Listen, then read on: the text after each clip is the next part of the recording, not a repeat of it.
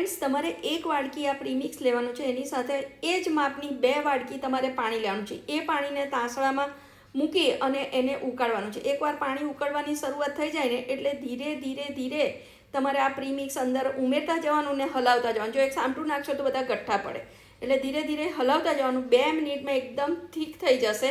પછી એને ઢાંકીને તમારે 5 મિનિટ સુધીનો રેસ્ટ આપવાનો. 5 મિનિટ પછી તમારો એકદમ ઇઝીએસ્ટ મોર્નિંગ બ્રેકફાસ્ટ વેજ ઉપમા રેડી થઈ જશે. તમને ગમે ને તમને ટાઈમ હોય તો સવારે તમે થોડા વેજીટેબલ્સ પણ ઉમેરી શકો. ના ટાઈમ હોય તો આ એકદમ બેસ્ટ ઓપ્શન છે હેલ્ધી બ્રેકફાસ્ટનો. તમે જોયું કે આપણો ઉપમા તો ફટાફટ 5 મિનિટમાં રેડી થઈ ગયો, પણ આ પ્રીમિક્સ મેં બનાવ્યું કેવી રીતે?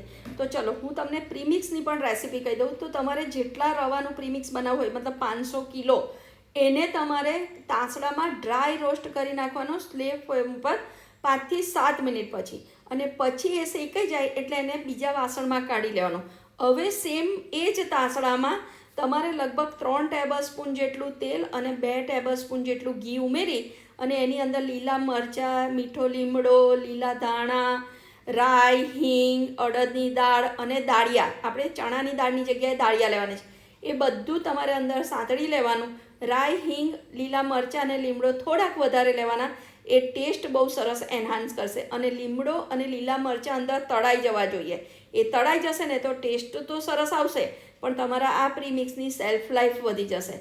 હવે થોડું ઠંડુ પડે એટલે તમારે મીઠું, 1 ચમચી જેટલી ખાંડ ઓપ્શનલ છે, ના નાખવી હોય તો પણ ચાલે, અને 1 ચપટી લીંબુના ફૂલ એને મિક્સરમાં કરી અને પછી એ અંદર બધું મિક્સ કરીને બરાબર હલાવી લેવાનું.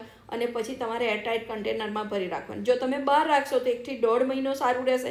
ફ્રીજમાં રાખશો તો 3 થી 4 મહિના સારું રહેશે. પણ જો તમારો બેસ્ટ હેલ્ધી ઓપ્શન જોઈતો હોય બ્રેકફાસ્ટનો તો આ પ્રીમિક્સ રેડી કરી રાખજો. આ પ્રીમિક્સમાંથી તમે અપ્પે પણ બનાવી શકશો, વેજ ઉત્તપમ પણ બનાવી શકશો અને વેજ ઇડલી પણ બનાવી શકશો. કેટલું યુઝફુલ છે, તો તમે ચોક્કસથી ટ્રાય કરજો. કોઈ ક્વેશ્ચન હોય તો કમેન્ટ કરજો, હું રિપ્લાય જરૂરથી આપીશ. Thank you.